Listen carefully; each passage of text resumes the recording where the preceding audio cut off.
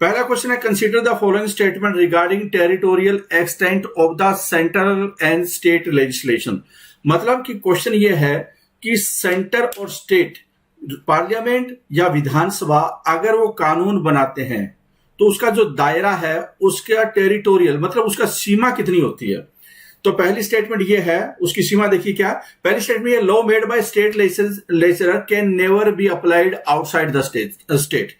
पहला क्वेश्चन ये है कि टेरिटोरियल की बात आ रही है यहाँ पे कि राज्य है, स्टेट लेजिस्लेचर है, राज्य का विधानमंडल है, विधानसभा है, वो कानून बनाती है तो वो राज्य से बाहर कभी भी अप्लाई नहीं होगा। कि नेवर बी अप्लाइड, क्या कभी भी अप्लाइड नहीं होगा।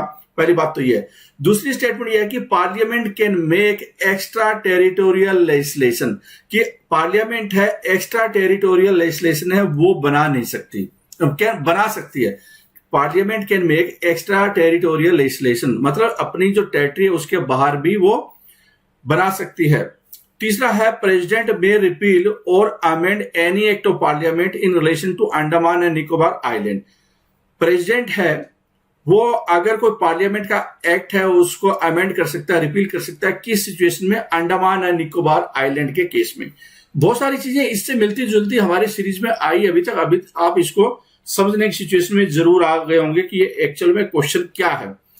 आपके सामने विच of the statements given above, जो ऊपर स्टेटमेंट दी है कौन कौन सी स्टेटमेंट है वो सही है, कौन कौन सी स्टेटमेंट सही है। तो इसका राइट आंसर क्या है? इसका राइट आंसर है वो है, इसका राइट आंसर है वो क्या है? दूसरा और तीसरा देखिए आप, ठीक है। दूसरी स्थिति देखिए, law made by state legislature can never be applied to outside the state. Outside the state इसका मतलब क्या है? पार्लियामेंट, देखो यहां पे देखिए कि लेजिस्लेचर है, लेजिस्लेचर है वो लॉ बना सकती है, स्टेट की स्टेट लेजिस्लेचर है वो, क्या कभी ऐसा लॉ हो सकता है जो बाहर भी हो? मान लो अगर बॉम्बे में हरियाणा का वर्कर फंसा हुआ है तो कहने का मतलब है कि इस तरह की एक असाधारण सिचुएशन आ जाए, एक एक्सेप्शन है तो वो उस सिचुएशन में ये ऐसा कर सकती है, ठीक है। दूसरी स्टेटमेंट देख लेते हैं, parliament can make extra ordinary legislation extra territorial, कि अगर कोई भारत का बाहर रह रहा है और उसके ऊपर टैक्स लगाने के मतलब विदेशों में अगर कोई रह रहा है भारतीय, उस पर टैक्स वगैरह लगाना है तो क्या ऐसा कर सकते हैं? हाँ बिल्कुल कर सकते हैं। तीसरा है, प्रेसिडेंट में रिपील। पार्लियामेंट स्पेशल केस में, ये क्या है? स्पेशल केस है अंडमान निकोबार का या जैसे पुडुचेरी का हो गया, अगर वहां की विधानसभा उस टाइम में नहीं है तो वहां पे प्रेसिडेंट के पास ये पावर होती है रेगुलेट करने की, ठीक है। चलो अगला क्वेश्चन देख लेते हैं। अगला क्वेश्चन देख लेते हैं, विच one of the following article of the constitution applied that the speaker shall have and exercise A case casting vote in case of equality of votes. Question कभी आपके सामने ये भी आया होगा कि बताओ कास्टिंग वोट कौन डाल सकता है, लेकिन यहां पे क्वेश्चन हमने आपको बता दिया कि कास्टिंग वोट है वो स्पीकर डाल सकता है। कास्टिंग वोट कौन सा होता है? जब बिल कोई पार्लियामेंट में होता है, लोकसभा में, जब दोनों तरफ से बराबर वोट पड़ जाए तो उसका निर्णय करने के लिए राज्यसभा में राज्य चेयरमैन और लोकसभा में स्पीकर है, उसके पास ये पावर होती है कि वो कास्टिंग वोट डाल सकते हैं। क्वेश्चन ये है कि उससे संबंधित आर्टिकल है वो कौन सा है। तो इसका राइट आंसर क्या होगा? इसका राइट आंसर है सी, आर्टिकल नंबर है 100। आर्टिकल नंबर क्या है? 100, ठीक है। अगला क्वेश्चन देख लेते हैं, which of the following is related to the right to information act 2005, कि आपके सामने कुछ राइट टू इंफॉर्मेशन एक्ट है उससे रिलेटेड दिया हुआ है। राइट टू इंफॉर्मेशन एक्ट 2005 है, उससे संबंधित कौन सा केस है? तो इसका भी आंसर क्या होगा? इसका राइट आंसर है वो है Namit Sharma versus union of India. Namit Sharma versus union of India, इसका संबंध राइट टू इंफॉर्मेशन एक्ट 2005 से रिलेटेड है, जिसमें कि राइट टू इंफॉर्मेशन की का फैसला सुप्रीम कोर्ट ने कहीं कहीं किया था। तो ये जरूर आप देखने की कोशिश कीजिए, इस पे गूगल में सर्च कीजिए कि एक्चुअल में ये कौन कौन से जो 3-4 केस दिया हुआ है उससे किस किस का संबंध है, राइट टू इंफॉर्मेशन कौन कौन से केस है। 11th schedule of the constitution is related to which with which of the following. आपको ये बताना है कि जो 11वां शेड्यूल है संविधान का, उसका संबंध किससे है? उसका संबंध किससे? उसका संबंध है पंचायती राज से। बहुत आसान सा क्वेश्चन है, पंचायती राज से उसका संबंध है। बी इसका राइट आंसर होगा। 24 अप्रैल 92 को ये इन्फोर्स हो गया था 73rd अमेंडमेंट एक्ट। 29 एंट्री है 11th शेड्यूल में। ठीक है, कई बार ये भी आ जाता है कि शेड्यूल में कितनी एंट्री है। ठीक है, ये ज्यादातर चीजें हैं एग्जाम, ये ज्यादातर चीजें हैं वो आ चुकी हैं, लेकिन इससे इर्द गिर्द वाले क्वेश्चन है ना वो आपको पूछे जा रहे हैं। एक किस्म से आप ये बोल सकते हैं, which of the following article of the Indian constitution provide for the creation of knew all India service. Knew all India service, देखो ऑल इंडिया सर्विस कौन सी होती है, जहां पे कि सेंटर और स्टेट में दोनों जगह पे वो काम कर सकता है एम्प्लॉय, जैसे कि आईपीएस है, आईएएस है, आईएफएस है, इंडियन फॉरेस्ट सर्विसेज है। आपके सामने क्वेश्चन है कि भारत के संविधान में किसका नई ऑल इंडिया सर्विस है उसका क्रिएट किया जा सकता है। राज्यसभा 2/3 बहुमत से ऐसा कर सकती है, तो कौन सा आर्टिकल का संबंध उससे है, कौन सा आर्टिकल का संबंध उससे है? तो इसका राइट आंसर क्या है? Article number 312। Article number 312। देखो 300 सर्विस है ऑल इंडिया सर्विसेज, एक चौथी सर्विस है उस पर बार बार चर्चा होती है। हालांकि प्रेजेंट गवर्नमेंट ने उसने भी सोचा है कि जो जुडिशियल सर्विसेज है ना उसको भी ऑल इंडिया सर्विसेज बनाया जाए। आज के टाइम में क्या राज्य करते हैं जुडिशियरी की अपॉइंटमेंट, और उसके बाद प्रमोशन से क्या है ऊपर सुप्रीम कोर्ट तक पहुंचते हैं। जजेस का अपॉइंटमेंट एक इस तरीके से हो रहा है। अब क्या है कि बहुत सारे लोगों का यह मानना है क्योंकि जुडिशरी एक बहुत ही महत्वपूर्ण स्तंभ है और उसकी अपॉइंटमेंट क्यों न केंद्र करे ऑल इंडिया सर्विसेज के तहत, जिसमें कि वो राज्य और केंद्र दोनों में काम कर सके। इस पे काफी ज्यादा विचार होते हैं, काफी ज्यादा डिमांड होती है, लेकिन राज्यों का इससे फेडरल कैरेक्टर है वो घटने की संभावना होती है। तो फेडरलिज्म के अगेंस्ट होने की वजह से राज्य इस पे बहुत ज्यादा अपोज करते हैं। अगला क्वेश्चन देखिए, the correct statement about municipalities include. Question यहां पे है कि correct statement about municipality, municipality के बारे में कुछ स्टेटमेंट आपके सामने, और वो क्या क्या है? क्या क्या है म्युनिसिपैलिटी के बारे में? कि पहला, they are known by various other name in different states, कि अलग अलग राज्यों में उनका अलग अलग नाम है। म्युनिसिपैलिटी तो एक जनरल नाम है, नगर पालिका एक जनरल नाम है, यहां पे ये लिखा हुआ है, और अलग अलग राज्यों में इसका नाम है वो अलग अलग है। ठीक है, एक तो ये बात है। तीसरा और आपको बताना है करेक्ट स्टेटमेंट बतानी है। जो 4 स्टेटमेंट दिए उसमें करेक्ट स्टेटमेंट कौन सी है? They are controlled by state government, की जो म्युनिसिपैलिटीज है उनको कंट्रोल है वो स्टेट गवर्नमेंट करती है। मतलब स्टेट गवर्नमेंट उसको फाइनेंस वगैरह का प्रोविजन करती है, उसका कब इलेक्शन होगा कब इलेक्शन नहीं होगा इस तरह की बातें वो करती है। Wasting of the executive authority in the chairman, wasting of the executive authority in the chairman, की जो म्युनिसिपैलिटी का एक्चुअल में जो काम है एग्जीक्यूटिव अथॉरिटी है वो चेयरमैन के पास होगी। और चौथा है दे आर स्टेटरी बॉडी, कि वो स्टेटरी बॉडी है वैधानिक निकाय। तो कौन सी स्टेटमेंट इसमें करेक्ट है? हो सकता है म्युनिसिपैलिटी से रिलेटेड 1-2 क्वेश्चन और आए आज के प्रेजेंटेशन में, और इससे कोई डेरिवेशन निकलेगी तो उस पर भी हम लोग हो सकता है चर्चा करें। तो यहां पे राइट आंसर है कि चारों ही स्टेटमेंट है वो करेक्ट है। All the statement are correct regarding the municipalities in India. जो स्टेटमेंट नंबर 3 है इससे आगे थोड़ा एक क्वेश्चन आएगा, उसमें और ज्यादा स्टेटमेंट क्लियर होगी है कि एग्जीक्यूटिव अथॉरिटी है वो एक्चुअल में क्या मामला है उसका। ठीक है, तो उस पर थोड़ा वेट कर लीजिए, वरना वैसे आपको पता ही होगा कि एक्चुअल में जो असली पावर होती है ना वो आईएएस के पास होती है। इनमें भी जो चुने हुए होते हैं ना वो सिर्फ नॉमिनल होते हैं, जनता को दिखाने के लिए कि भाई उनके पास 14 या पावर है। एक्चुअल में पावर तो जो सरकारी कर्मचारी या मुलाजिम है वहां पे है। ठीक है, जहां तक म्युनिसिपैलिटी का सवाल है, यही कारण है कि कई लोग बोलते हैं कि मेयर की पावर तो बहुत ही कम होती है, नए के बराबर होती है, सरपंच की पावर ज्यादा होती है। कई लोग क्या है कि आपने गांव में जाकर सुना होगा या शहर में सुना होगा आपने कि यहाँ पे मेयर के पास कुछ पावर ही नहीं है, और जो वार्ड के वो नुमाइंदे होते हैं हमारे वार्ड के, उसके पास तो बिल्कुल पावर नहीं है। बस उनको नाम प्लेट अपने घर के आगे लगा ली जाए, बस इतनी पावर है, या उनसे कभी कभार मीटिंग में बुला लिया जाता है। लेकिन उधर देखे जाए पंचायती राज वाले सिस्टम में, पंचायतों में, तो जो सरपंच है ना उसके पास काफी ज्यादा पावर होती है तुलना में। ठीक है, ये बातें आपने सुनी होगी। The recommendation of setting up of a national environment management authority and state environment management authority has been proposed by, national, देखो जब यूपीए की सरकार चली गई थी तो यूपीए की सरकार में जब आपने उस टाइम में अखबार वगैरह पढ़ते होंगे तो एक चीज नहीं सुनी होगी, एक चीज बहुत ज्यादा कॉमन थी। हर न्यूज चैनल पे, जैसे आज के टाइम में हिंदू मुस्लिम की डिबेट होती है, उस टाइम में जो डिबेट होती थी वो होती थी कि पॉलिसी पैरालिसिस हो गया है, सरकार काम नहीं कर पा रही है क्योंकि पॉलिसी पैरालिसिस है। तो पॉलिसी पैरालिसिस एक बजवर्ड था, और उसके पीछे क्या था कि सबसे बड़ा रीजन कि इन्वायरमेंट क्लियरेंस है वो जल्दी से नहीं मिलती। तो उसके लिए जब भी एनडीए की सरकार आई, नेशनल इन्वायरमेंट मैनेजमेंट अथॉरिटी है और स्टेट इन्वायरमेंट मैनेजमेंट अथॉरिटी है, इसके मतलब एक कमेटी गठित की गई कि इन्वायरमेंट क्लियरेंस जल्दी से मिल जाए ताकि फैक्ट्रियां वगैरह लगाई जा सके। उसके लिए एक कमेटी बनी। आपको ये बताना है कि उस कमेटी का नाम क्या है, उस कमेटी का नाम क्या है। तो इसका राइट आंसर क्या होगा? इसका राइट आंसर है वो है Subramaniam committee.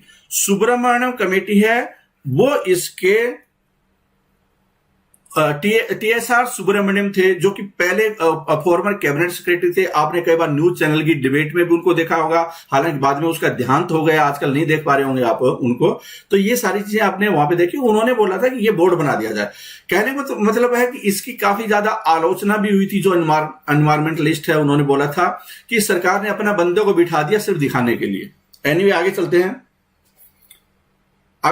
Judicial review in the Indian constitution is based on. Judicial review in the Indian constitution is based on. Judicial review क्या होता है कि अगर पार्लियामेंट में जो कानून पास होता है, राज्य विधानसभा में पास होता है, स्टेट लेजिस्लेचर में, वो अगर न्याय संविधान के अनुसार नहीं है तो कोर्ट उसका, हाई कोर्ट या सुप्रीम कोर्ट जुडिशियल रिव्यू करती है। आपके अनुसार ये देखना है क्वेश्चन क्या है वो, और इसका ऑप्शन क्या होगा, क्या है ये, कि इसका सिद्धांत क्या है जुडिशियल रिव्यू का। तो इसका राइट आंसर क्या है? इसका राइट आंसर है सी, प्रोसीजर इस्टेब्लिश्ड बाय लॉ। ये क्या है प्रोसीजर इस्टेब्लिश्ड बाय लॉ? ये थोड़ा आप ध्यान से एक बार पढ़ सकते हैं क्योंकि इससे इर्द गिर्द क्वेश्चन आपके सामने घूमते रहते हैं। तो देखिए इस स्टेटमेंट को जरूर समझ सकते हैं आप। Judicial review refer to the power of judiciary to interpret the constitution. के संविधान का इंटरप्रिटेशन जुडिशियल रिव्यू कहलाता है, ठीक है। And to declare any such law, order और legislature, order of the legislature and executive void judicial review India. मतलब कि अगर कोई ऑर्डर है, कानून, कोई जरूरी नहीं है कानून हो, अगर कोई सरकार का ऑर्डर है कैबिनेट द्वारा या फिर लेजिस्लेचर है, उसको रद्द किया जा सकता है उस कानून को जुडिशियल रिव्यू के जरिए। जुडिशियल रिव्यू है इंडिया में, उसका जो सिद्धांत है गवर्न करने का, बहुत ध्यान से समझना इस स्टेटमेंट को, इनको बड़े ध्यान से समझना, इससे आपकी पॉलिटी के जो डाउट है वो क्लियर होंगे। उसका जो आधार है वो है प्रोसीजर इस्टेब्लिश्ड बाय लॉ। आप बोलेंगे प्रोसीजर इस्टेब्लिश्ड लॉ बार बार आ रही है क्या? अब इसके जरिए समझिए, इसका मतलब क्या है। Under it court conduct one test. इसमें कोर्ट एक ऐसा टेस्ट कंडक्ट करता है, उसमें यह देखता है वो कि जो लॉ बनाया गया है ना, वो पावर जो संविधान में दी है उसके सम्मत है या नहीं है। मतलब कि जो लॉ मेकिंग बॉडी है, अगर वो ऑर्डर जारी कर रहा है तो इसका मतलब सरकार, और अगर कोई कानून बनाए, एक्ट बनाए तो पार्लियामेंट या राज्य की विधानसभा। तो पहली बात तो यह है कि उसके पास वो बनाने की पावर है या नहीं है। फॉर एग्जाम्पल है कि बेसिक जो फीचर ऑफ द कॉन्स्टिट्यूशन है उसमें चेंज नहीं कर सकती। इसका मतलब क्या है कि पार्लियामेंट या स्टेट लेजिस्लेचर को basic feature of the constitution में चेंज करने की पावर नहीं है। तो ये यहां पे कैंसिल हो जाएगा। अगर ये बात वहां पे बेसिक स्ट्रक्चर में चेंज मिला उनको, तो क्या है कि इस आधार पे कि प्रोसीजर इस्टेब्लिश्ड बाय लॉ, मतलब कि उस बॉडी को, पार्लियामेंट को ये पावर ही नहीं है कि वो चेंज कर दे, तो इसलिए वो आधार है वो कैंसिल हो गया। तो इसको क्या बोल रहे हैं? Procedure established by law and follows the prescribed procedure और नोट, कि उसके लिए उसने प्रोसीजर पूरा कंप्लीट किया है या नहीं किया है। मतलब ऐसा नहीं है कि जो संविधान में संशोधन के लिए 2/3 बहुमत चाहिए और उसने घुमा फिरा कर किया है कि वो एक्ट में इस तरह से बना लिया है जिसमें को सिंपल मेजोरिटी पेश करने की कोशिश कर रहे हैं, और यहां तक कि राष्ट्रपति ने भी साइन कर दिए हैं। तो वो देखेंगे कि क्या जो प्रोसीजर फॉलो किया है वो परफेक्ट है या नहीं है। तो it gets rejected when it is held to be the violative of procedure established by law. इसकी आप गांठ बांध ले, जब भी ये प्रोसीजर एस्टेब्लिश्ड बाय लॉ आए, ये आपके दिमाग में आ जानी चाहिए स्टेटमेंट। एनीवे, आगे चलते हैं कि which charter act brought to an end East India company's monopoly in India's foreign trade. कि आपको यह बताना है कि किस चार्टर एक्ट के जरिए जो ईस्ट इंडिया कंपनी थी उसकी मोनोपोली, कि जो विदेश में व्यापार होगा, फॉरेन ट्रेड होगा, मतलब कि आप बोल सकते हैं एक्सपोर्ट होगा वो इंडिया से, उसमें ईस्ट इंडिया कंपनी की मोनोपोली को खत्म कर दिया गया। वो बताना है कि आपको कौन सा चार्टर एक्ट था। तो इसका राइट आंसर क्या होगा? इसका राइट आंसर है सी, 1813। Charter act 1813। चार्टर एक्ट 1813 है, वो मोनोपोली खत्म करता है ईस्ट इंडिया कंपनी की, ठीक है। और हालांकि how are the companies monopoly trade with China and trade in T remained intact, कि चाइना के साथ में और टी के क्षेत्र में फिर भी कंपनी वो काम कर सकती थी, ठीक है। आगे देख लेते हैं, under which one of the following article of the Indian constitution the legislative assembly is allowed to resolve for the creation of legislative council. मतलब कि एक विधान परिषद हो सकती है संविधान में, विधानसभा को ये पावर किस आर्टिकल के जरिए मिल सकती है कि वो प्रस्ताव पास कर दे। विधान परिषद क्रिएट करने के लिए विधानसभा में किस आर्टिकल के तहत विधानसभा को पावर मिल रही है संविधान का, ये कौन सा आर्टिकल है? तो इसका राइट आंसर क्या होगा? इसका राइट आंसर है वो है बी, 169 आर्टिकल का नंबर है, 169 नंबर आर्टिकल है, ठीक है। आगे देख लेते हैं, which among the following are correct. जिन बच्चों को ये क्लैरिटी नहीं है कि विधानसभा क्या है, विधान परिषद क्या है, लोअर हाउस कौन सा है, अपर हाउस कौन सा है, मुझे लगता है इनको थोड़ी दिक्कत आ रही होगी ये सारे क्वेश्चन को समझने में। तो उनके लिए बेस्ट तरीका यह है कि वो पहले थ्योरेटिकल चीजें पढ़े, समझे, पहले मतलब बेसिक जो अंडरस्टैंडिंग है वो गेन करे। उसके बाद क्या है, जब आप बार बार ये क्वेश्चन करेंगे, 2 बार 3 बार ये क्वेश्चन करेंगे, बहुत सारे जो क्वेश्चन है उसमें आपको और ज्यादा धीरे धीरे आपका जो नॉलेज बेस है बढ़ता जाएगा। उसके बाद आप गूगल सर्च करके जो टर्मिनोलॉजी आती है या कोई ऐसी चीज आती है जैसे कि कोई केस आ गया है सुप्रीम कोर्ट का, वो आप उस पर और स्टडी करेंगे, तो इससे आपका जो और ज्यादा मजबूत होता जाएगा। दायरा है सोचने का, समझने का है, वो बढ़ता जाएगा। नॉलेज है उसका दायरा भी बढ़ता जाएगा। यही एक तरीका होता है। कई बार क्या होता है, बच्चे इस क्वेश्चन को देखकर वो बाहर हो गए, मतलब उनको आसान चीजें पसंद होती है। क्या आसान चीजों से एग्जाम क्वालिफाई होगा? बिल्कुल भी नहीं होगा, क्योंकि ये कंपटीशन है। आप आसान पढ़ेंगे, दूसरा थोड़ा मुश्किल पढ़ रहा है, तो उसकी संभावना ज्यादा हो जाएगी। उसका दायरा अगर ज्यादा सोचने का, करने का, समझने का, और उसको नॉलेज और स्किल्स उसमें ज्यादा है, तो उसका ज्यादा संभावना होगी। लिमिटेड पोस्ट होती है, मेजोरिटी स्टूडेंट है वो क्वालिफाई नहीं करते एग्जाम को। क्वालिफाई करने वालों की संख्या तो 0.5% है। बाकी लोग तो क्या है, यूट्यूब चैनलों में जाकर या वो कमेंटबाजी करते रहते हैं। पढ़ाई का ज्ञान है, पढ़ाई का लेवल कम होता है, ठीक है। चलो आगे देख लेते हैं कि which among the following are correct with regard to the council of minister and cabinet. Cabinet होती है और एक काउंसिल ऑफ मिनिस्टर होती है।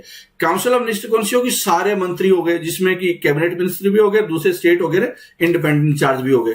अब यहां पे बात आ रही है आपकी कि council of minister does not meet as a body to transact government business, it has no collective function. कि वो जो काउंसिल ऑफ मिनिस्टर है वो मिलती नहीं है। वो बॉडी क्या है? गवर्नमेंट का बिजनेस करने के लिए या गवर्नमेंट के जो फैसले होते हैं उसको करने के लिए। टू ट्रांजैक्ट गवर्नमेंट बिजनेस का मतलब आप ये लगा सकते हैं कि गवर्नमेंट के जो फैसले होते हैं केंद्र सरकार के या राज्य सरकार के, उस पर डिस्कशन और उनके ऊपर फैसले, मुद्दों पे डिस्कशन और फैसले है, वो काउंसिल ऑफ मिनिस्टर वो नहीं करती है। क्या ये स्टेटमेंट सही है? नंबर 2 है। दूसरी स्टेटमेंट क्या है?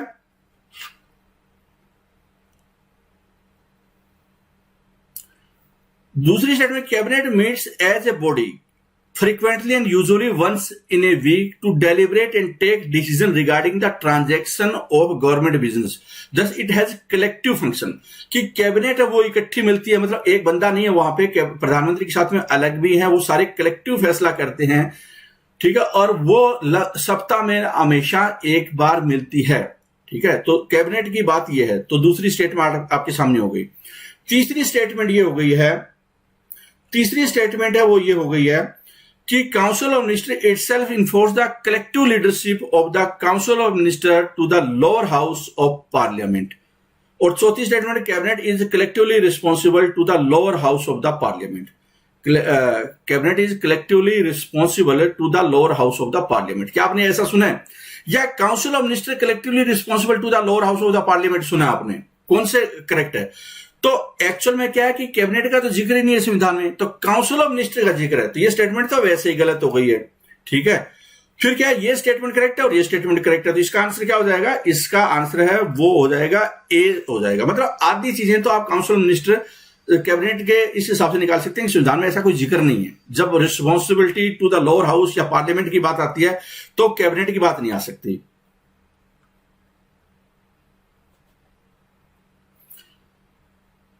अगला क्वेश्चन आ जाता है, अगर आपको फिर भी डाउट है तो सारी चीजें आप पढ़ सकते हैं जो ऑप्शन में आपको पीडीएफ में दिया हुआ है सॉल्यूशन। पोस्टल वोटिंग है, उसको क्या बोला जाता है? पोस्टल वोटिंग है, जब आप वोट पढ़ते हैं उस दिन आप अखबारों में, न्यूज़पेपर में, न्यूज चैनलों में एक चीज सुनते होंगे, ठीक है? तो क्या है पोस्टल वोटिंग? तो उसको क्या, उसका दूसरा नाम क्या है? पोस्टल वोटिंग है, उसको प्रॉक्सी वोटिंग भी बोला जाता है, ठीक है? प्रॉक्सी वोटिंग भी उसको बोला जाता है। इंग्लैंड में इसकी स्टार्ट हुई थी, आप पूरी चाहें तो इसको पढ़ सकते हैं कि कैसे इंग्लैंड में वर्ल्ड वॉर के टाइम में प्रॉक्सी वोटिंग, जो सैनिक उस टाइम में क्या होता है कि सैनिक वो सीधा वोट नहीं डाल सकते थे इलेक्शन के टाइम में, ठीक है? इलेक्शन के टाइम में वोट नहीं डाल सकते थे आकर प्रेजेंट होकर, तो इसलिए बैलेट के जरिए, जैसे इंडिया में भी क्या है, बैलेट के जरिए जो पुलिस में काम करते हैं या डिफेंस में काम करते हैं वो वोट डालते हैं। और इलेक्शन के टाइम में भी क्या होता है कि सबसे पहले उन्हीं के वोटिंग बैलेट पेपर पे वोटिंग होती है, उनको काउंट करते हैं, उसके बाद मशीनें खुलती है। तो ये सारी चीजें सुनी होगी आपने। प्रॉक्सी वोटिंग उसको बोलते हैं। इसका दूसरा नाम एब्सेंट वोटिंग भी है, कि आप एब्सेंट है लेकिन फिर भी वोटिंग की है आपने मतलब पोस्टल के जरिए। Which a fundamental right is concerned with the abolition of social distinction? आपको यह बताना है कि सामाजिक भेदभाव को खत्म करने के लिए कौन सा फंडामेंटल राइट है, उसका संबंध है। कौन से फंडामेंटल राइट का संबंध सामाजिक भेदभाव से खत्म करने के लिए? तो उसका राइट आंसर क्या होगा? Right to equality. क्या इसका आंसर है? राइट टू इक्वलिटी, डी इसका आंसर होगा। राइट टू इक्वलिटी है संविधान के आर्टिकल 14 है, उसमें इसकी बात बताता है। That means every person who lives within the territory of India has equal right before the law.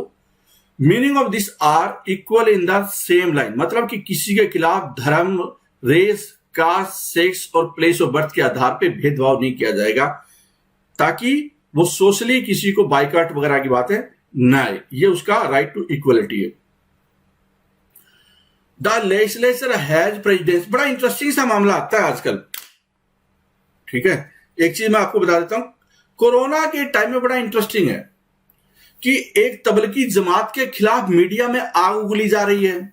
इसका मतलब क्या है कि राइट टू इक्वलिटी उनका हनन हो रहा है वो। दूसरा क्या है कि जो शराब की दुकानें खुली है उस पे सुप्रीम कोर्ट, वो हिंदू धर्म के साथ ज्यादा लिंक है, उसके ऊपर क्या है कि मीडिया धर्म के साथ एसोसिएट नहीं करता, दूसरे को धर्म के साथ एसोसिएट करता है। तो यही कहीं न कहीं राइट टू इक्वलिटी वाला वायलेशन हो, इसलिए सुप्रीम कोर्ट में इसके खिलाफ भी एक याचिका गई थी। Legislature has precedence over the executive in. Legislature has precedence over the executive इन। इसका मतलब क्या है कि जो विधायिका है, मतलब कि जो कहां पे कानून बनते हैं वो क्या है, कार्यपालिका के ऊपर भारी है, उसकी प्रधानता है कार्यपालिका के ऊपर, एग्जीक्यूटिव ऊपर। किस तरह की गवर्नमेंट में होती है वो, किस तरह की गवर्नमेंट में, आप इसको मैं दूसरे शब्दों में बोलूं कि जो सरकार है वो रिपोर्ट करती है किसी से पार्लियामेंट को, या उसके प्रति जवाबदेह होती है, वो कौन से सिस्टम में है? तो इसका राइट आंसर क्या होगा? ऑटोमेटिकली इसका राइट आंसर है वो क्या है? Parliament government. इसमें अगर उसमें बहुमत है पार्लियामेंट में तो सरकार चल रही है, मतलब वो उसके प्रति जवाबदेह है। इसका सी आंसर होगा। आगे चल लेते हैं। क्वेश्चन नंबर आ जाता है, legislature in a democratic country can influence the public opinion. बहुत इंटरेस्टिंग सा मामला है, ठीक है? बहुत इंटरेस्टिंग सा मामला क्या है कि लेजिस्लेचर है एक डेमोक्रेटिक कंट्री में जनता के ओपिनियन को इन्फ्लुएंस कर सकता है, जनता के ओपिनियन को इन्फ्लुएंस कर सकता है। एग्जाम्पल के ऊपर मैं बात करूं कि जैसे कि आर्टिकल 317 का कुछ पोर्शन हटा दिया या उसको धारा को मतलब अनुच्छेद को खत्म किया, तो मीडिया में सारी की सारी चर्चा है उसके ऊपर चली गई। जनता ओपिनियन है उसके ऊपर बना रहा है सरकार के खिलाफ, सरकार के पक्ष में या विपक्ष में। या सीए वाला आर्टिकल, सीए वाला जो सिटीजन अमेंडमेंट एक्ट है हुआ, उससे क्या है कि जो मुद्दे थे, बेरोजगारी का सबसे बड़ा मुद्दा था, उस मुद्दे से ही ओपिनियन हट गया जनता का, और किस पे चला कि वो हिंदुओं को होना चाहिए, मुस्लिम को होना चाहिए, किसको नागरिकता मिलनी चाहिए, किसको नहीं मिलनी चाहिए। मतलब कि लेजिस्लेचर है, जो कानून बनते हैं विधायिका में, वो जनता को प्रभावित कर सकते हैं, जनता के मुद्दे को प्रभावित कर सकते हैं, ठीक है? तो इसका राइट आंसर इसका क्या है? Defining the duty of focusing attention of public issue. इसका राइट आंसर क्या हो जाएगा? इसका राइट आंसर क्या है? सी इसका राइट आंसर है।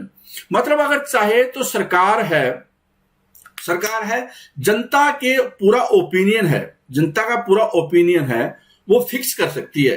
कैसे कर सकती है? लेजिस्लेचर में इस तरह का कानून लाकर, ठीक है। जैसे कि यूपीए गवर्नमेंट ने उस टाइम में फोकस किया था क्या कि हेल्थ को हम यूनिवर्सल लॉ बनाएंगे, मतलब फंडामेंटल राइट बनाएंगे, या फूड सिक्योरिटी को हम एक लीगल राइट देने की कोशिश करेंगे। तो उन्होंने जनता को इन्फ्लुएंस करने की कोशिश की थी। हालांकि दूसरे मुद्दे भी प्रभावित होते, जैसे करप्शन उसके ऊपर भारी पड़ गया, ठीक है। करप्शन वगैरह के मुद्दों को वो चेंज करने की कोशिश कर रहे थे अपने दूसरे कामों से, लेकिन वो पलड़ा भारी पड़ गया। आगे देख लेते हैं।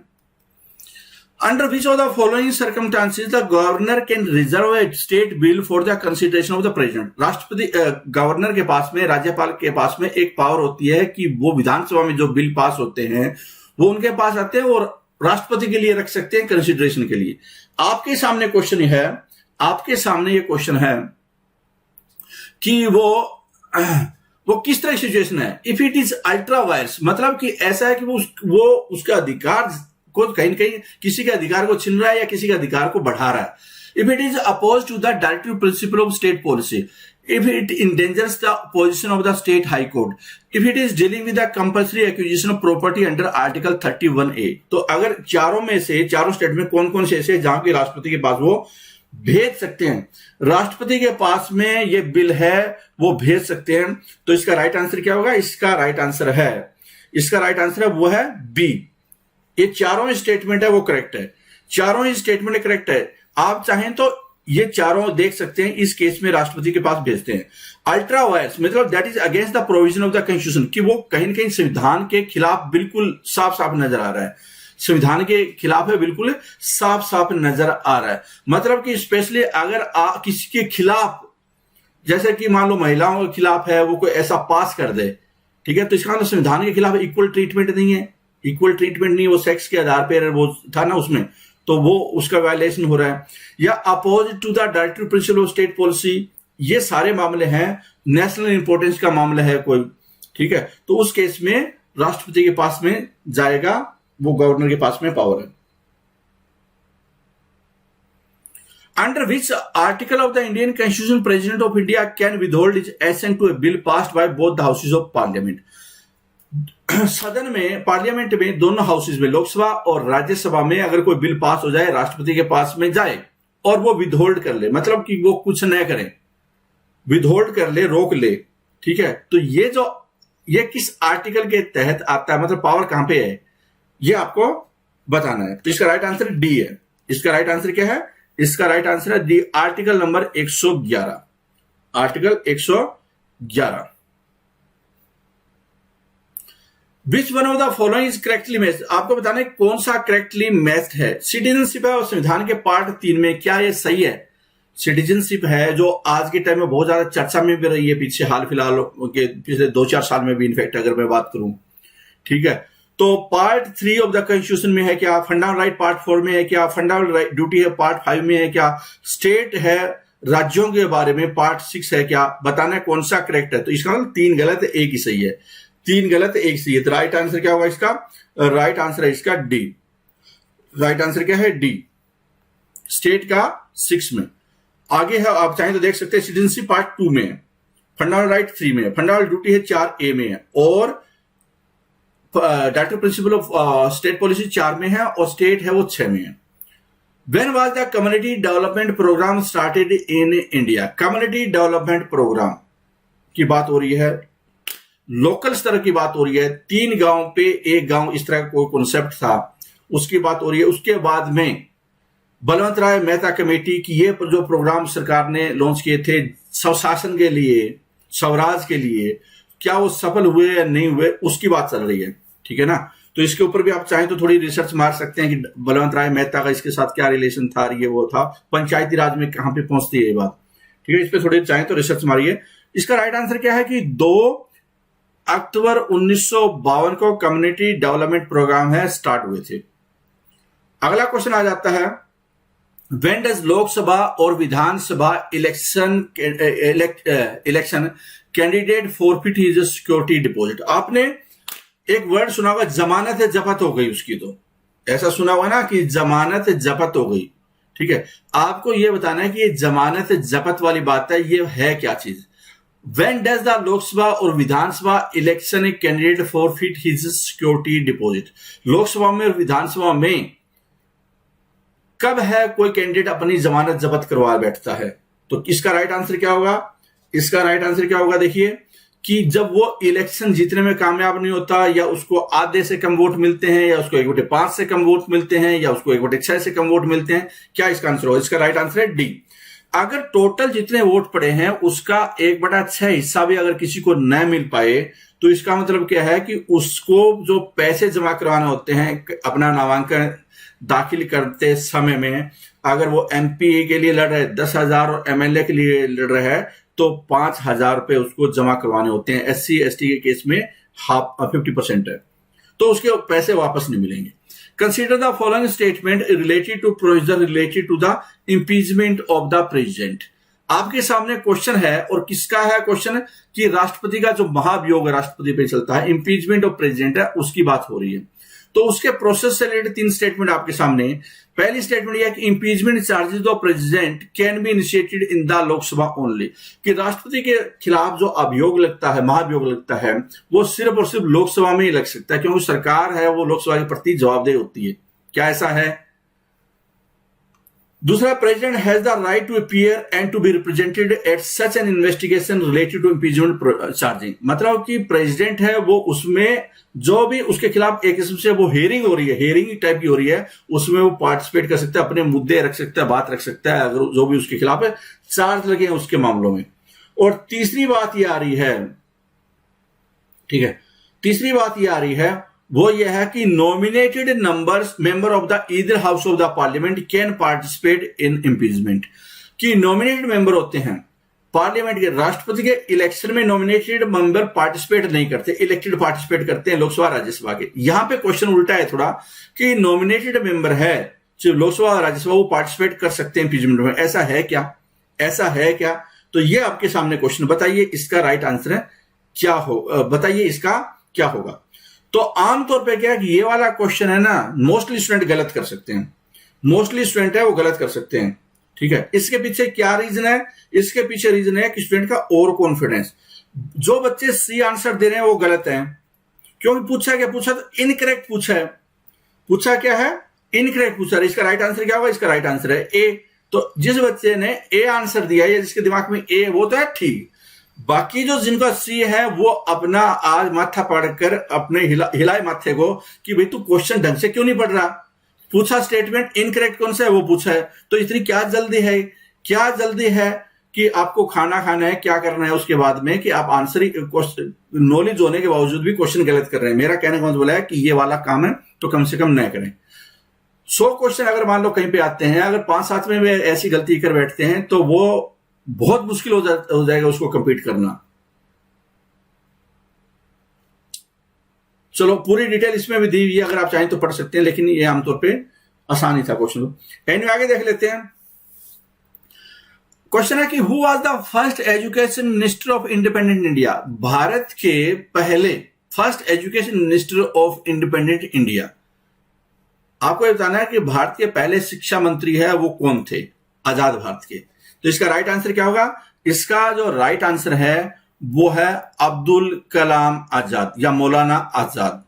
स्टूडेंट के लिए ये एक हिदायत है कि वो जाकर, इसको कई नाम से बोला जा रहा है, रीजन क्या है? अब्दुल कलाम आजाद, मौलाना आजाद, ये वो इनका नाम है। आप विकिपीडिया में जाकर देखिए, गूगल में 2-3 लाइन का तो नाम है।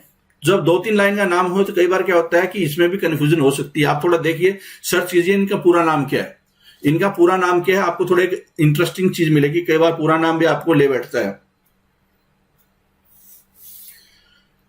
आगे देखिए question, the concept of a general will was advocated by. एक जनरल विल होती है, ठीक है, ये कॉन्सेप्ट है, ये किसने दिया था?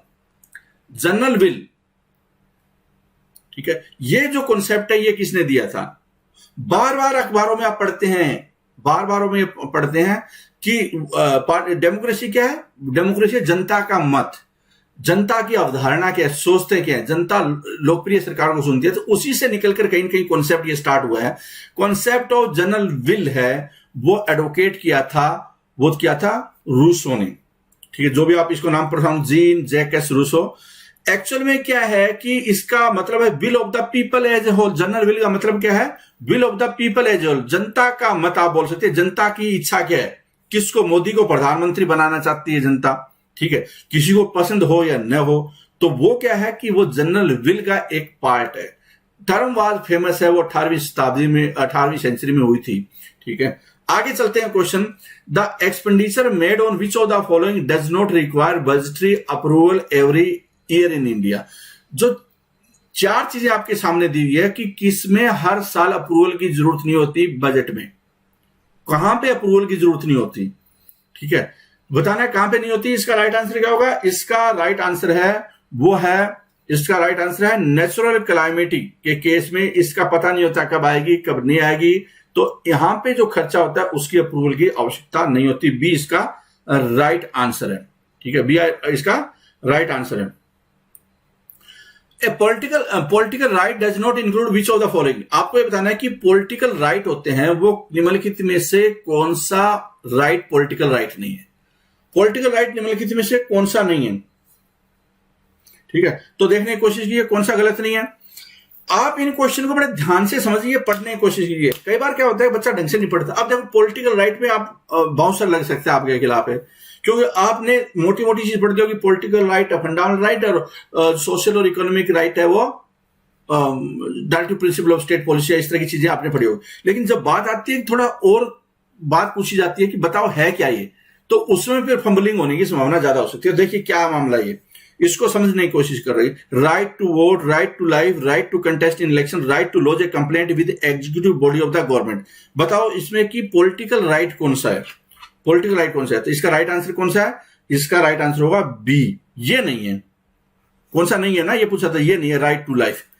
राइट टू लाइफ तो आपका नेचुरल राइट ही है, फंडामेंटल राइट है, लेकिन जीने का अधिकार है, वो पॉलिटिकल राइट नहीं। पॉलिटिकल राइट कौन कौन से देखिए आप।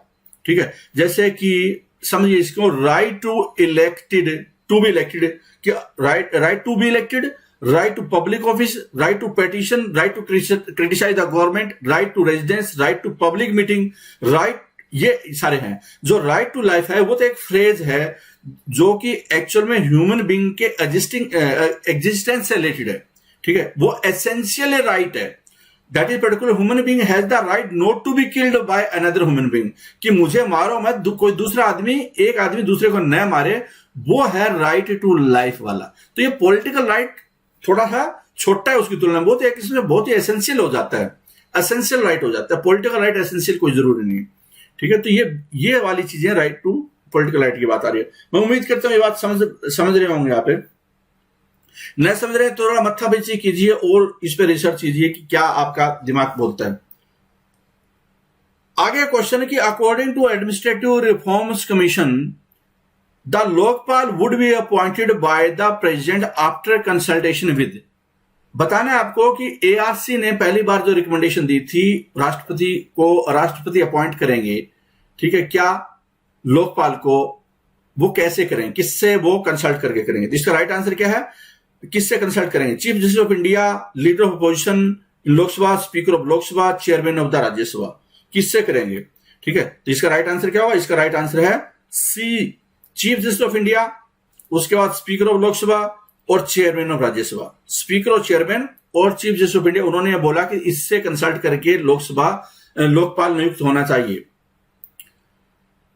अगला क्वेश्चन है who act as the channel of communication between president and council of minister, कि राष्ट्रपति और जो मंत्री परिषद होती है, काउंसिल ऑफ मिनिस्टर होती है, उसके बीच में चैनल का काम कौन करता है, मतलब काउंसिल ऑफ मिनिस्टर के जो फैसले होते हैं राष्ट्रपति को कौन बताते हैं। तो इसका राइट आंसर क्या, बहुत आसान सा क्वेश्चन है, इसका राइट आंसर है प्राइम मिनिस्टर, इसका चैनल का काम करते हैं। और अगला क्वेश्चन है member of parliament can express themselves in the house in English only, Hindi only, English और हिंदी, इंग्लिश हिंदी और मदर टंग। क्वेश्चन ये है कि अगर एमपी है अपने बात को रखना चाहे सदन में, तो वो कैसे रख सकता है, हिंदी में रखेगा, इंग्लिश में रखेगा, या हिंदी में नहीं आती, इंग्लिश भी नहीं आती, कई बार ऐसा हो सकता है। तो बताओ फिर क्या वो मदर टंग में रख सकता है? तो इसका राइट आंसर क्या है? इसका जो राइट आंसर है वो ये है डी। तो वो स्पीकर या राज्यसभा के चेयरमैन से अनुमति लेकर मदर टंग में अपनी बात रख सकते हैं, मतलब मना नहीं किया जाता, रख सकते हैं। तो इसका आंसर क्या हो जाएगा?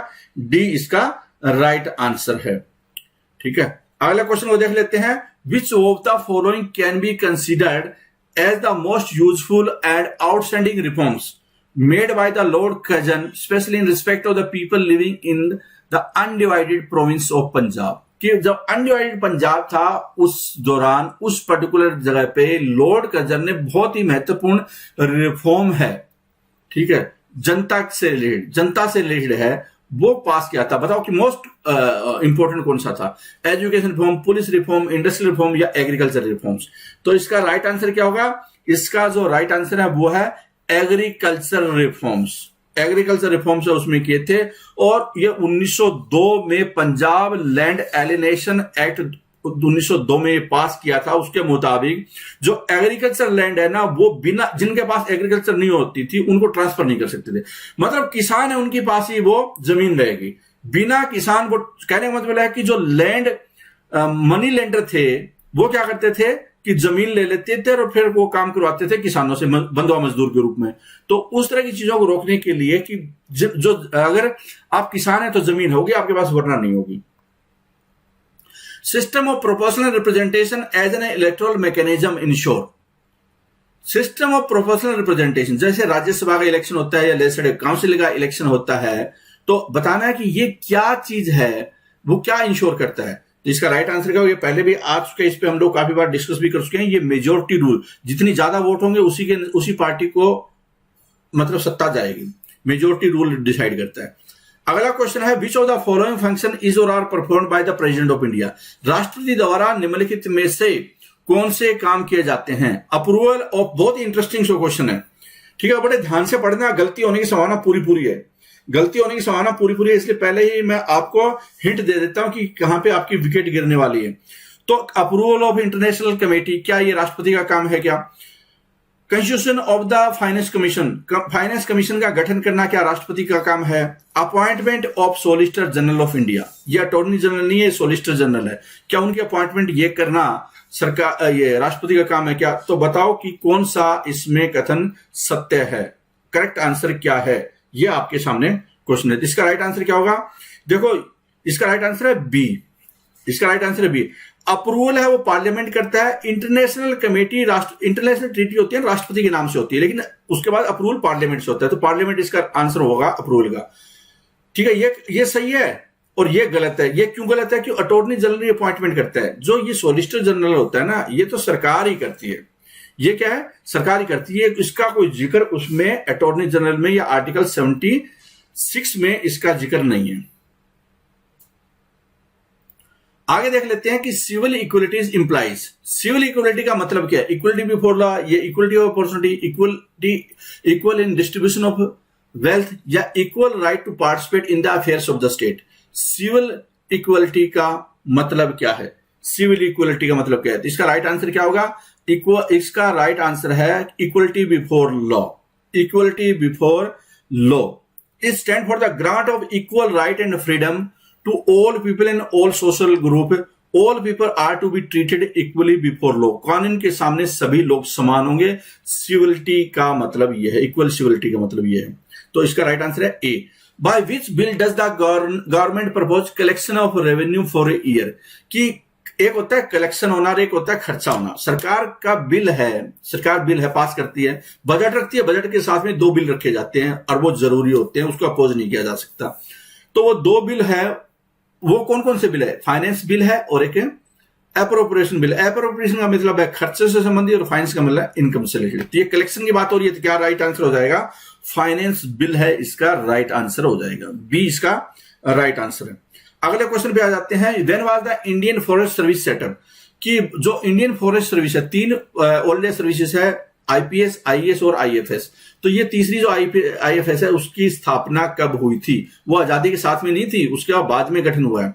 ठीक है, तो बताइए कब है? इसका राइट आंसर क्या होगा? इसका राइट आंसर है 1 जुलाई 1966 को। 1 जुलाई 1966 को। ठीक है, अगले क्वेश्चन पे आ जाते हैं, आप चाहें तो वो पढ़ भी सकते हैं। As per the provision of the charter act 1833, a law commission for consolidating, codifying, improving Indian laws was constituted under the chairmanship of, chairman कौन था? पहले लॉ कमीशन के चेयरमैन कौन थे? ये लॉ कमीशन है वो गठन किया गया था आर्टिकल चार्टर एक्ट 1833 के प्रावधान के मुताबिक। बताना आपको, इसका जिक्र पहले भी आ चुका है हमारे इस पूरी सीरीज में। तो इसका राइट आंसर क्या है? इसका राइट आंसर है लॉर्ड मैकाले। लॉर्ड मैकाले इसका right answer. First law commission है वो 1834 में आर्टिकल चार्टर एक्ट 1833 के तहत जो चेयरमैन थे लॉर्ड मैकाले, उसके नेतृत्व में penal code, criminal procedure code और जो दूसरे मैटर लॉ से रिलेटेड उसके लिए रिकमेंडेशन के लिए ये गठन किया गया था। उसके बाद second, third, fourth law commission 1853, 61 और 79 में आया। ठीक है, आगे चल लेते हैं। क्वेश्चन नंबर आ जाता है, which of the following are true of the staff selection commission. SSC से रिलेटेड क्वेश्चन आ गए। अब हो सकता है इस प्रेजेंटेशन में बहुत सारे बच्चे वो भी हो जो एसएससी सीजीएल या एसएससी सीएचएस या बाकी जो एसएससी के बहुत सारे एग्जाम होते हैं उसको देखते होंगे। ठीक है, तो ये बहुत सबसे बड़ा एग्जाम कंडक्ट कराने वाली संस्था है। लगभग 3 करोड़ के आसपास हर साल स्टूडेंट्स का एग्जाम कराती है, अलग अलग। कोई एमटीएस है, कोई सीएचएस है, पता नहीं किस किस चीज का। तो आपको ये बताना है कि ये क्या 1976 में बनी थी या इसको जो स्टेटस है मिनिस्ट्री ऑफ पर्सनल में सबॉर्डिनेट ऑफिस का काम कर रही है, या एग्जीक्यूटिव रेजुलेशन, मतलब सरकार ने कोई एक्ट वगैरह उसको सीधा वैसे कि वैसे जैसे कि नीति आयोग को बनाया वैसे बना दिया इसको एग्जीक्यूटिव रेजुलेशन से। या चौथी स्टेटमेंट है, it recruit personal for non technical class 3 post in secretariat and attached office and subordinate office in the central government. तो सेंट्रल गवर्नमेंट के जो सबॉर्डिनेट ऑफिस होते हैं या अटैच ऑफिस होते हैं या सेक्रेटरी होते हैं जो नॉन टेक्निकल स्टाफ होते हैं क्लास 3 से रिलेटेड, उसकी रिक्रूटमेंट भी ये करती है। ठीक है, तो इसका राइट आंसर क्या होगा और बताना क्या है कि कौन से ट्रू है, इसमें कौन से ट्रू है। बहुत सारे बच्चे तैयारी कर रहे होंगे तो उनको ये पता होना चाहिए कि एसएससी का एक्चुअल में काम क्या है क्या। कईयों की आदत होती है एसएससी की आलोचना करने में, वाट लाने में बड़ी कोई कसर नहीं छोड़ते, लेकिन उनको पता भी है कि इसके पास पावर क्या है क्या चीज। ठीक है, तो इसका राइट आंसर क्या होगा? इसका राइट आंसर है सी। ये तीसरा और चौथा है वो करेक्ट है। ठीक है, बाकी करेक्ट नहीं है। ये एक अटैच्ड ऑफिस है, सबॉर्डिनेट ऑफिस भी नहीं है, ये अटैच्ड ऑफिस है 1975 में जो बना था। ठीक है, when was the minimum wage act enacted in India? आपके सामने है क्वेश्चन है, when was the minimum wage act enacted in India. Minimum wage है भारत में कब बना था? तो इसका राइट आंसर क्या है? 1948 में। न्यूनतम मजदूरी की इतनी तनख्वाह, तो इतनी मजदूरी तो होनी चाहिए। यह अलग बात है कि मतलब जब घरों में मेड करती है तो क्या उनको इतनी दी जा सकती है, क्वेश्चन है। ठीक है, लोग नहीं देते हैं या पॉसिबल ही नहीं है, लेकिन फिर भी क्या है कि सरकार ने अपनी तरफ से मिनिमम वेज है वो फिक्स की हुई है। ठीक है, who among the following are not appointed by the president of India. President of India द्वारा निम्नलिखित में से किसको अपॉइंटमेंट नहीं किया जा सकता? क्या राज्यों के गवर्नर है, राज्यपाल है, वो अपॉइंटमेंट करते हैं president? Chief justice of high court के जज करते हैं क्या? वाइस प्रेसिडेंट करते हैं क्या? या चीफ जस्टिस एंड जजेस ऑफ सुप्रीम कोर्ट? तो बताना है कि कौन किसकी अपॉइंटमेंट राष्ट्रपति द्वारा नहीं होती। तो इसका राइट आंसर क्या होगा? इसका जो राइट आंसर है वो है वाइस प्रेसिडेंट है, वो इलेक्टेड होते हैं, जनता वो इलेक्टेड होते हैं इनडायरेक्ट इलेक्शन, जो कि नॉमिनेटेड और इलेक्टेड मेंबर लोकसभा राज्यसभा के भाग लेते हैं इसमें। तो इसका राइट आंसर क्या हो जाएगा? ये हो जाएगा सी। Which of these is not included as a fundamental right in the Indian Constitution? निम्नलिखित में से फंडामेंटल राइट कौन सा नहीं है? निम्नलिखित में से फंडामेंटल राइट है वो कौन सा नहीं है? तो देखिए क्या है, right to freedom of speech. Right to freedom of speech क्या है? फंडामेंटल राइट है। Right to equality before law, क्या ये कानून के समक्ष समानता ये फंडामेंटल राइट है? राइट टू कॉन्स्टिट्यूशनल रेमेडी या right to equal wages for equal work, क्या ये फंडामेंटल राइट है कि समान काम करने के लिए समान वेतन मिले? ये एक आपका फंडामेंटल राइट है। ठीक है, तो 4 आपके सामने क्वेश्चन है, बताओ कि कौन सा फंडामेंटल राइट है वो नहीं है। तो 3 तो फंडामेंटल राइट है, एक जो फंडामेंटल राइट नहीं है वो है right to equal wages for equal work. ये directive principle of state policy में स्टेट की ड्यूटी है कि वो इस तरह के काम कानून बनाए या ये काम करवाए। ठीक है, ये कोई फंडामेंटल राइट नहीं है। अगला क्वेश्चन है, person may change but rules should not change is the principle of. बहुत इंटरेस्टिंग सा क्वेश्चन है कि लोग आते जाते रहेंगे लेकिन कानून नहीं बदलेंगे, कानून नहीं बदलेंगे, नियम नहीं बदलेंगे, नियम के अनुसार ही देश चलेगा, कानून के अनुसार ही देश चलेगा। चाहे प्रधानमंत्री आज मोदी है, कल और कोई आएगा, परसों पहले इंदिरा गांधी थी, फिर मनमोहन सिंह, तो ये चलते रहेंगे, लेकिन किसके जरिए देश चलेगा? तो इसका राइट आंसर क्या है? इसका राइट आंसर क्या है? इसका जो राइट आंसर है वो है बी, कॉन्स्टिट्यूशनल गवर्नमेंट। संवैधानिक सरकार है वो हमेशा चलती रहेगी, संविधान के मुताबिक चलती रहेगी। बी इसका आंसर है। अगला क्वेश्चन देख लेते हैं कि in which of the following situation can a president use his power of discretion. Discretion power का मतलब होता है विवेकाधिकार। कोई जरूरी है on the aid and advice of the council of minister के अनुसार वो काम करें, मतलब कि वो अपने विवेक से काम फैसला करेंगे, जो उनके दिमाग में चढ़ गया उस टाइम में उसी के अनुसार है वो फैसला करेंगे प्रेसिडेंट। तो बताओ किस सिचुएशन होगी वो, कौन से ऐसी सिचुएशन होती है? एक है to declare a national emergency in the country, कि देश में अगर आपातकाल की घोषणा करनी है तो अपनी मन मर्जी से वो कर सकते हैं। दूसरी बात, ठीक है, क्या ऐसा है? दूसरा, to send the advice of council of minister back for reconsideration, कि वो अपने विवेक का इस्तेमाल करेंगे, जो मंत्री परिषद होती है उसको वापस कोई एडवाइस जो भेजी उन्होंने वापस भेज दें। ये उनके विवेक का होगा, न कि कोई उनको बताएगा। ठीक है। तीसरा है to pocket veto an ordinary bill pass by the parliament. Pocket veto का अपने पास रख लेना, जो साधारण बिल है, मनी बिल या कॉन्स्टिट्यूशनल अमेंडमेंट की बात नहीं हो, साधारण बिल को पार्लियामेंट ने पास किया लेकिन उन्होंने साइन नहीं किया, नहीं वापस भेजा, अपने पास रख लिया, pocket veto.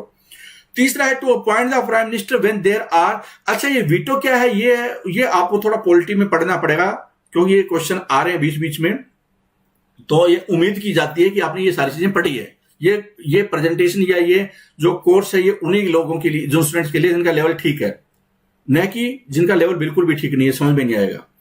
To appoint the prime minister when there are more than one leader contending to get the support of majority, कि एक प्राइम मिनिस्टर को अपॉइंट करना है लेकिन दो बंदे जाकर खड़े हो गए, दोनों ने बोला कि मेरे पास बहुमत है, मेरे पास बहुमत है, ठीक है, अब क्या हो, किसको बुलाएं? वो राष्ट्रपति किसको बोले कि मैं प्राइम मिनिस्टर आपको अपॉइंट करता हूं? तो ये क्या उनके पास में ये पावर है खुद का विवेक का इस्तेमाल करने की? ये आपके सामने क्वेश्चन है। बताओ कि निम्नलिखित में से कौन सा करेक्ट है, कौन सा करेक्ट है? तो इसका राइट आंसर क्या होगा? इसका राइट आंसर है वो बी, ठीक है।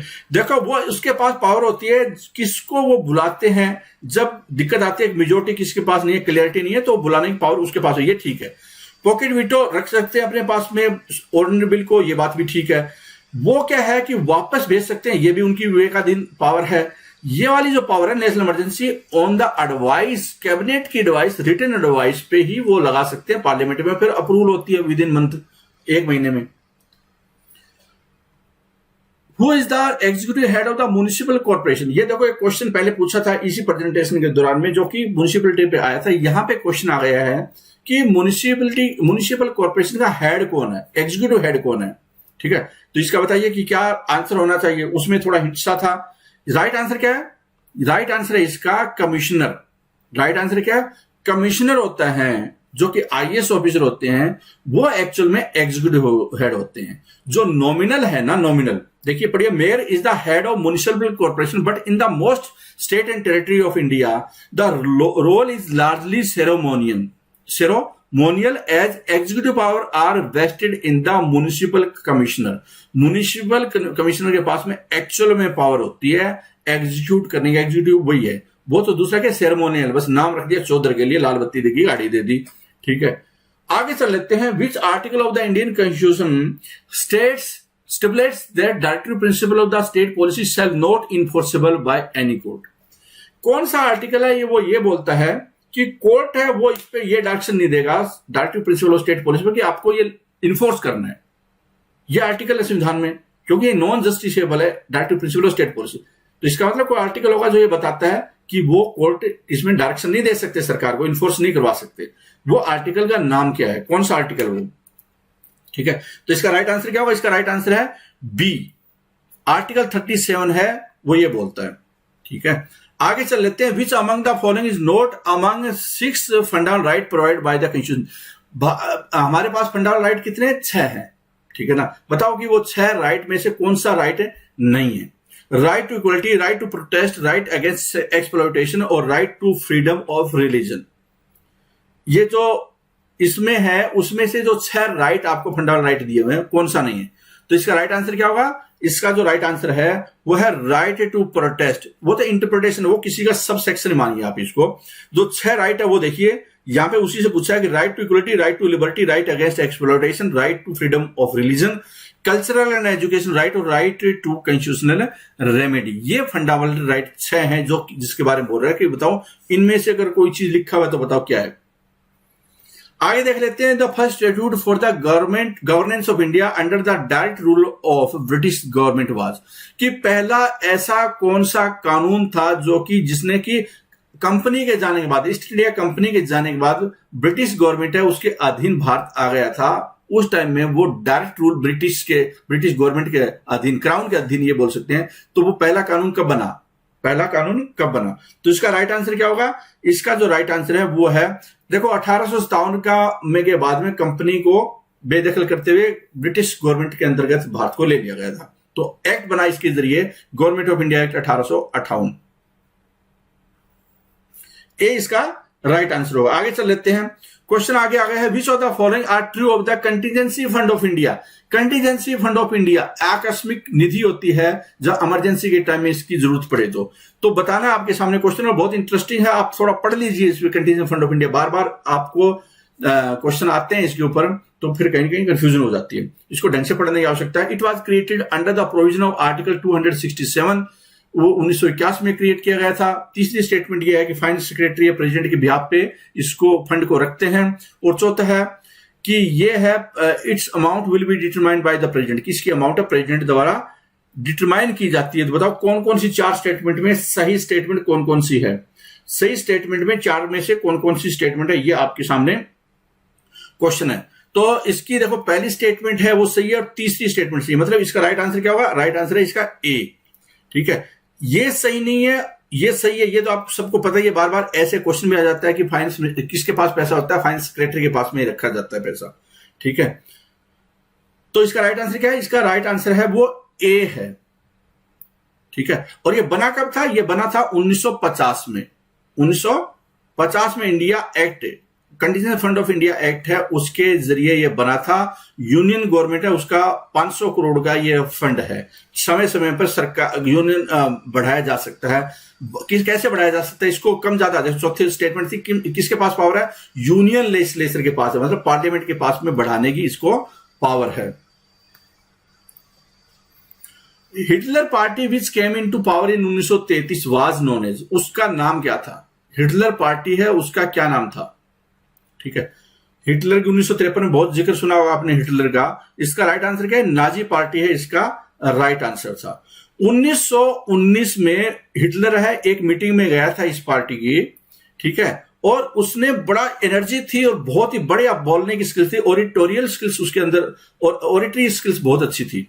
ठीक है, उसके बाद उसने पार्टी को मुखिया बन गया वो पार्टी का, और 1933 से लेकर 1945 तक उन्होंने टोटलियरियन मेथड है वो अपनाए थे, मतलब कि जो अथॉरिटेटिव गवर्नमेंट होती है वो वाले मेथड अपनाते हुए सरकार चलाई थी। ठीक है, तो उस जो पार्टी है जिसको कि नाजी पार्टी बोला जाता है, national socialist German worker party थी एक्चुअल में, जो कि एक पॉलिटिकल पार्टी थी। ठीक है, और उसका सिद्धांत था जिसपे उसने काम किया, मूवमेंट का लीड किया था, वो नेशनल सोशलिज्म था। जैसे कि नाम इंडिकेट कर रहा है, German workers lead, national socialism पे उसका सिद्धांत था। आगे चल लेते हैं। Name the portfolio held by Shri Pranab Mukherjee before he was elected as president of India. Question ये है कि जो राष्ट्रपति बने प्रणब मुखर्जी या डॉक्टर प्रणब मुखर्जी, उससे पहले वो किस पद पर थे? क्या भारत के क्या थे वो? क्या भारत के फाइनेंस मिनिस्टर थे, रेलवे मंत्री, home minister, external affair minister? तो इसका राइट आंसर क्या होगा?